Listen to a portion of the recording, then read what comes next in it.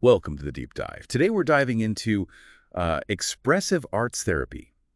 And wow, you've given me a fascinating stack of material here. Mhm. Excerpts from Art in Action and some really intriguing research papers. Yeah, it's a really rich field, applying the power of the arts to conflict transformation and peace building. I have to admit, when I first saw this topic, I thought, well, yeah, art can be therapeutic. Mm, But this seems way deeper than just, coloring to de-stress. absolutely. Expressive arts therapy is about using multiple art forms: visual art, music, dance, drama, poetry, all rooted in how our senses connect us to the world. It's not just about the end product, but how those senses help us process experiences. Okay, so it's not about being good in art. It's about using it as a tool to understand ourselves better. Exactly. And one of the key concepts here is intermodality. Think about it. We've kind of separated the arts in modern times, but this approach brings them back together. The idea is that by working across different forms, you access your experiences in ways that words alone can't capture. That makes sense, especially when dealing with conflict. Sometimes words just aren't enough to express the emotions involved. Right. And that's where decentering comes in. When we're stuck in a conflict, we get fixated on our own perspective. Expressive arts therapy encourages us to step outside of that, to see the situation and ourselves through a different lens. I'm starting to see how this could be powerful. But how does it actually work in practice? The book mentions something about the studio being a microcosm of society. That's a crucial idea. The studio becomes a safe space to explore the shadow power.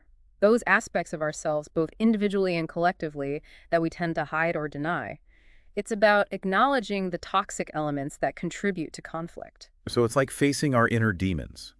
But how does that translate to real-world conflict resolution? Think of it this way. If we can learn to confront and transform those shadow elements within ourselves, we're better equipped to understand and address them on a larger scale. Okay, so we're starting to see the individual and the social connecting here. The book also highlights some fascinating real-world examples, right? Absolutely, and they're incredibly diverse. One study that stands out focuses on a group of Bedouin women in Israel. These women faced numerous challenges: limited mobility, lack of access to resources, and navigating strict cultural restrictions. The researchers use some interesting techniques with this group, if I remember correctly. Yes, they had the women draw their houses and explain the meanings behind them. It seems simple, but through that act, these women could externalize their experiences and develop a stronger sense of self and community. It's amazing how art can empower people to find their voice, especially in situations where they might feel silenced. And another powerful example comes from a Bosnian refugee camp in Slovenia. Children there built a symbolic house out of found objects. Now, what's fascinating here is that this act wasn't just about processing trauma, but also about reclaiming agency in a situation where they had very little control. Using found objects, things left behind, discarded, almost like they were rebuilding their world from the wreckage. That must have been incredibly therapeutic. Yeah, exactly. And then there's the work with Iraqi survivors of torture and war. Poetry therapy, using both receptive reading and discussing existing poems and expressive methods writing their own, played a key role in their healing. So not just creating, but also connecting with the words of others who have experienced similar things. That shared human experience could be so powerful. I know I've certainly felt that way with a poem or song before. But what makes poetry particularly effective in this context? It allows for a nuanced exploration of emotions and experiences, especially trauma, which can be hard to articulate directly. The researchers use specific poems and writing exercises to help the survivors reclaim their voices and rebuild their sense of identity. It's like poetry gives us a language for the unspeakable. And these case studies, while very different, all seem to point to art's potential for healing not just individuals, but communities as well. Precisely. Yeah. They offer a glimpse into how expressive arts therapy can be a catalyst for social change on a broader scale. And that's what we'll be unpacking next, right? How do we go from individual healing to creating a more peaceful and just world? So we've seen these powerful examples of expressive arts therapy in action. But how did this field actually develop? Did it grow out of traditional art therapy? Well, that's a really interesting question. Actually, expressive arts therapy came to formal recognition a bit later than more established creative arts therapies, like music or dance therapy. And that's shaped its path in a really unique way. So it wasn't as bound by tradition, more room to experiment. Exactly. It adopted a less hierarchical model, with training happening not just in universities, but in institutes and centers globally.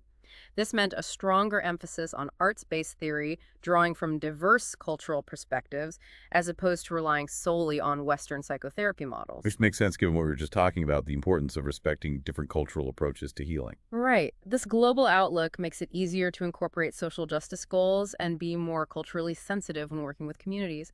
It's about meeting people where they are. Instead of saying, this is the right way to heal, it's more about creating a space where different approaches can come together. Precisely.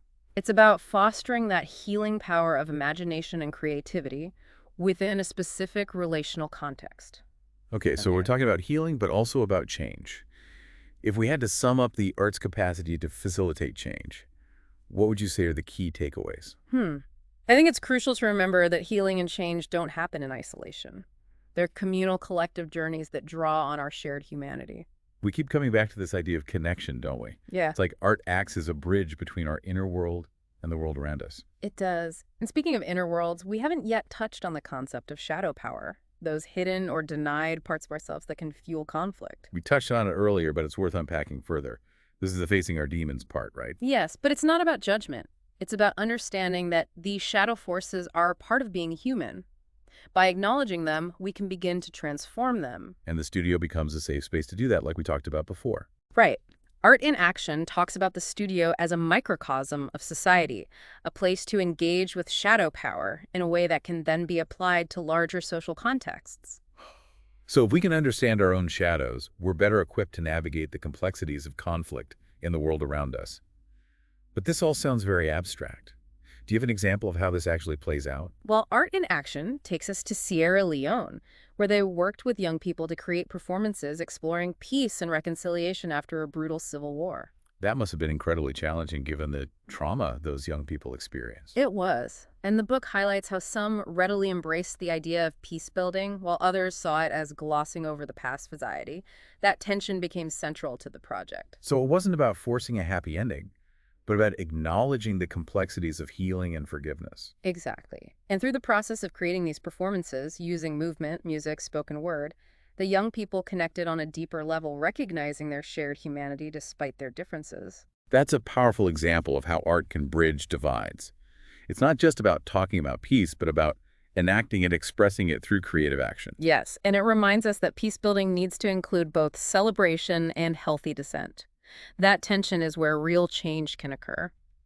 But this also brings up the importance of cultural sensitivity when applying expressive arts therapy in different contexts. Right, because what works in Sierra Leone might not work somewhere else. Exactly. The book shares experiences from Kenya where Western art therapy methods sometimes clashed with local cultural beliefs and practices. So it's not a one-size-fits-all approach. You have to be willing to adapt.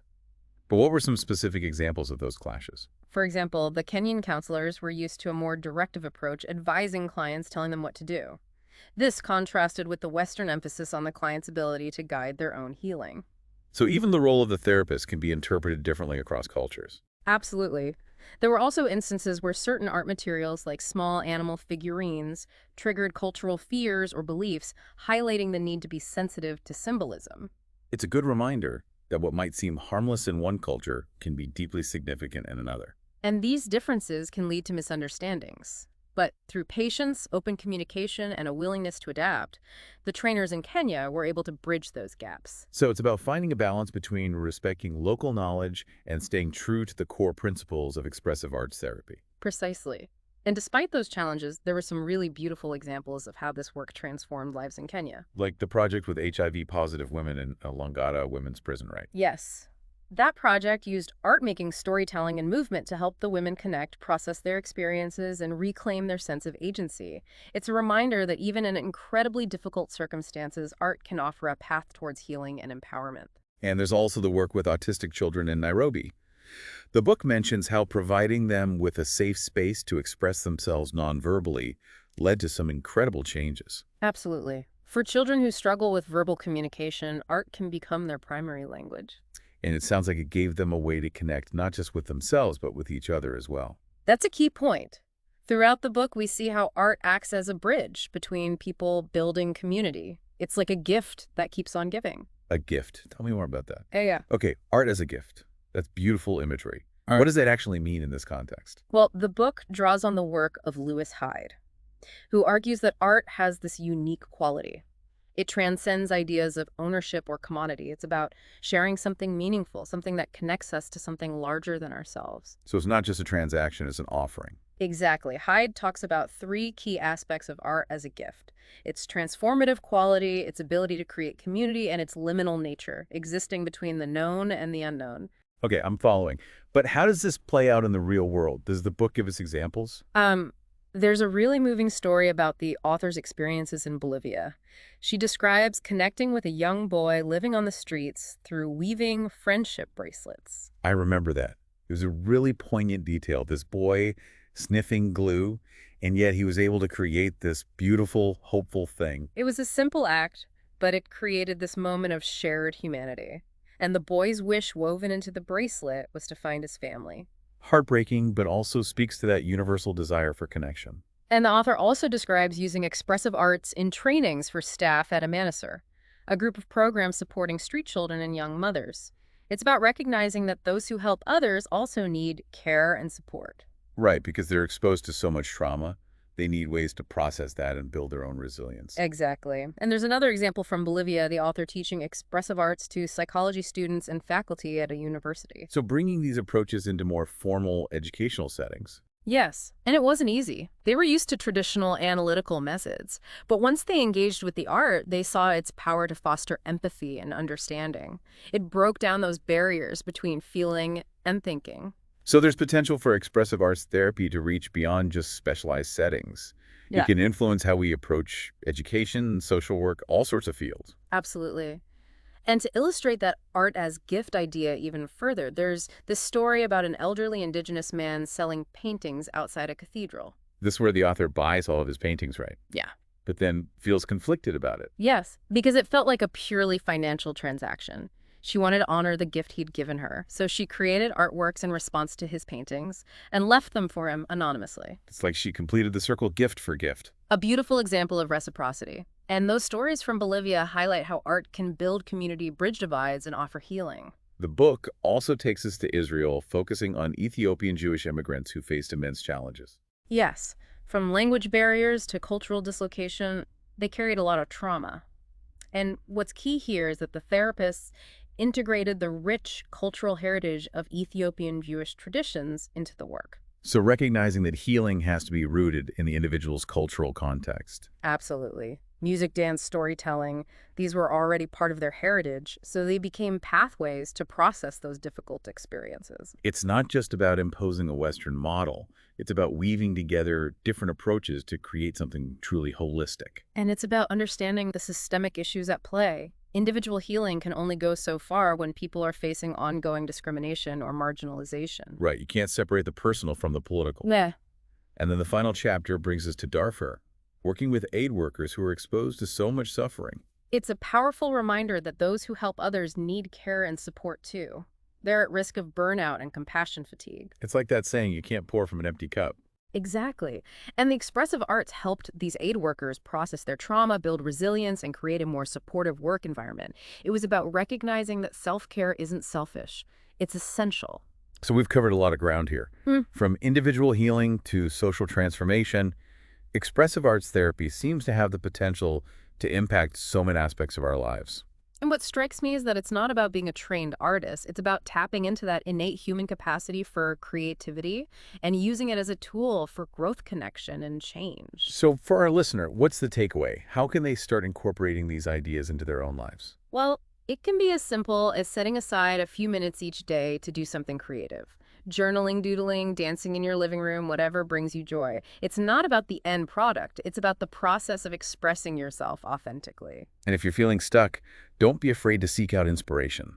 Visit a museum, go to a concert, read poetry, surround yourself with art that speaks to you. And don't underestimate the power of collaboration.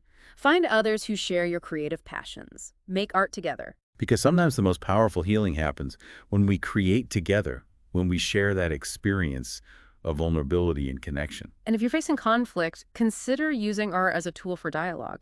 It might not solve the problem, but it can create space for empathy and understanding. It's about seeing conflict not as an ending, but as an opportunity for something new to emerge. Exactly. So as we wrap up this deep dive, I want to leave our listener with this question. What if we viewed every challenge, every conflict as an invitation to create, to transform, to express our shared humanity in new ways? What a powerful thought. To our listener, thank you for joining us on this journey into the world of expressive arts therapy. We hope you've been inspired to explore this further, to tap into your own creative potential, and to see the world and its challenges through a new lens. Keep creating, keep connecting, keep believing in the power of art to heal and transform.